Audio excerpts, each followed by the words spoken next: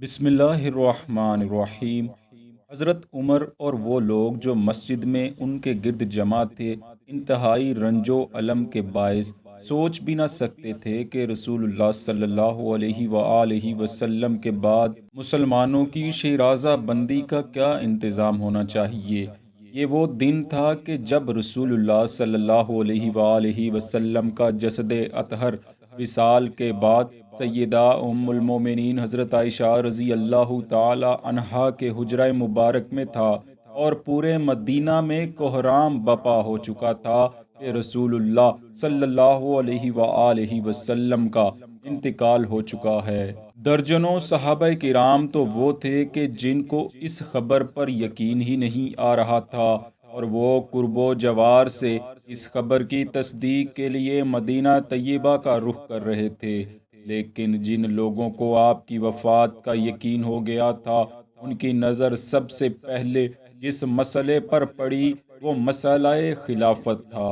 چونکہ ہجرت کے بعد مدینہ طیبہ کا سارا انتظام رسول اللہ کے ہاتھ میں تھا، اور آپ کی حکومت صرف مدینہ تک محدود نہ رہی تھی بلکہ آہستہ آہستہ سارے عرب پر محیط ہو گئی تھی۔ عرب کے تقریباً تمام باشندے مسلمان ہو گئے، اور جو لوگ مسلمان نہ ہوئے انہوں نے جزیہ دینا قبول کر لیا۔ اب مسلمانوں کے سامنے سب سے بڑا سوال یہ تھا کہ اس سلطنت کا انتظام کون سنبھالے گا، اور رسول اللہ کی جانشینی کا فخر کسے نصیب ہوگا۔ انصار کا خیال تھا کہ انہوں نے مہاجرین کو پناہ دی، اور آڑے وقت میں جب ان کی قوم نے انہیں نکال دیا تھا ان کی مدد کی، اس لیے خلافت کے حقدار وہ ہیں۔ رسول اللہ صلی اللہ علیہ وآلہ وسلم کی زندگی میں بھی انصار کے بعض لوگوں کی زبانوں سے اس قسم کے فقرات نکل گئے تھے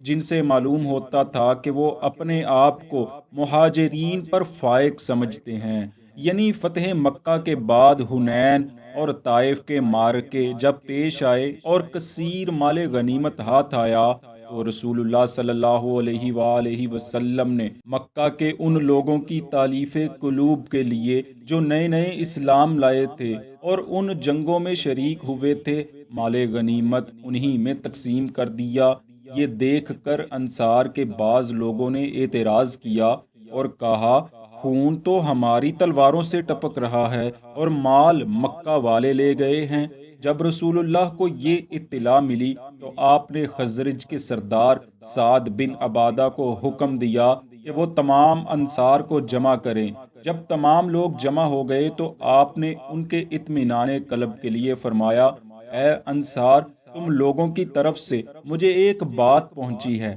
جس سے معلوم ہوتا ہے کہ مال غنیمت کی تقسیم کے سلسلے میں تم لوگوں کو شکایت ہے، لیکن اس بات سے قطعی نظر مجھے اس بات کا جواب دو، کیا یہ واقعہ نہیں کہ تم گمراہ تھے؟ میرے ذریعے سے اللہ نے تمہیں ہدایت دی، تم غریب تھے، میرے ذریعے سے اللہ نے تمہیں امیر بنایا، تم ایک دوسرے کے دشمن تھے، اور میرے ذریعے سے ہی تمہارے درمیان الفت و محبت پیدا کی۔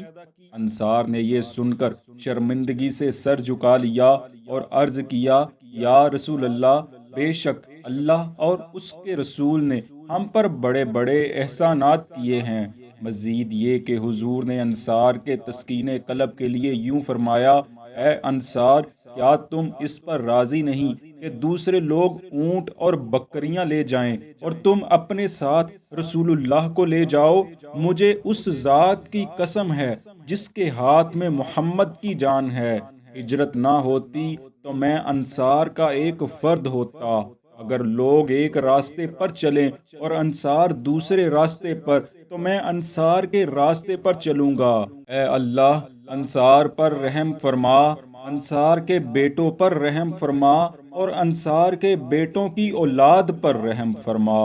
اس کے علاوہ جب فتح مکہ پر انصار کو یہ خدشہ لاحق ہوا کہ اب رسول اللہ صلی اللہ علیہ وآلہ وسلم ہمیشہ مکہ ہی میں رہیں گے، کیونکہ اب وہ اپنا وطن مشرکین مکہ سے آزاد کرا چکے ہیں، تو رسول اللہ صلی اللہ علیہ وآلہ وسلم نے انصار سے اپنی محبت کا اظہار کھلے الفاظ میں کچھ یوں بیان فرمایا،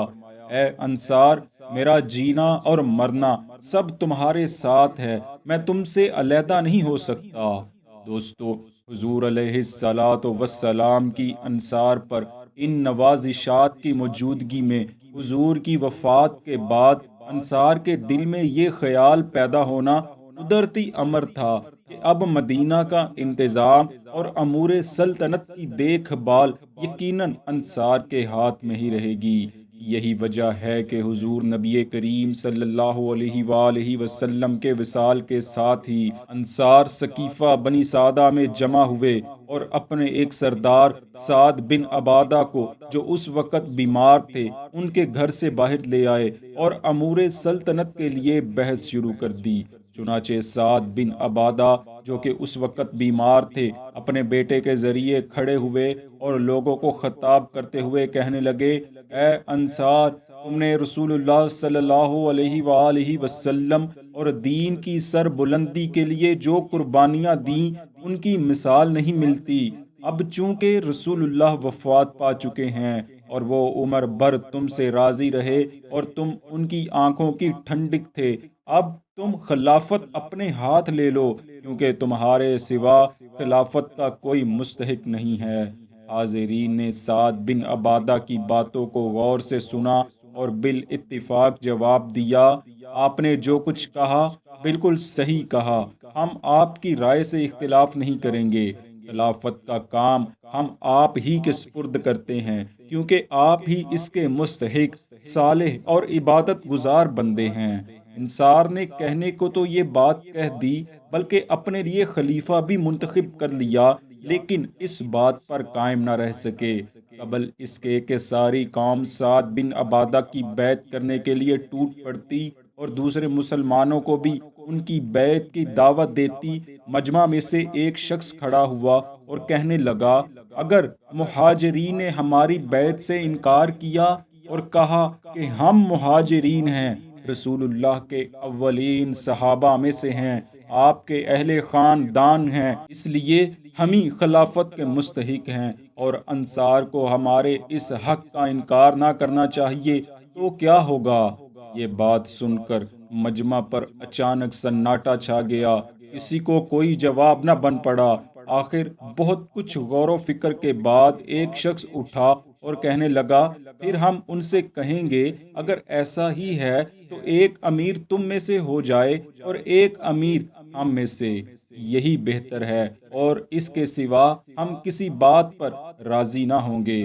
دوسری طرف جب حضرت عمر بن خطاب رضی اللہ تعالی عنہ کو اس بات کا یقین ہو گیا کہ رسول اللہ صلی اللہ علیہ وآلہ وسلم کی وفات ہو چکی ہے، تو آپ بھی مسجد نبوی میں اس بات پر غور کرنا شروع ہو گئے کہ اب خلافت کی ذمہ داری کس کو دی جائے گی۔ آپ سمیت کسی کے تو وہم و گمان میں بھی نہ تھا کہ سقیفہ بنی سعدہ میں سعد بن عبادہ کو خلیفۃ المسلمین منتخب کرنے کے لیے پہلے سے ہی بحث شروع ہو چکی ہے۔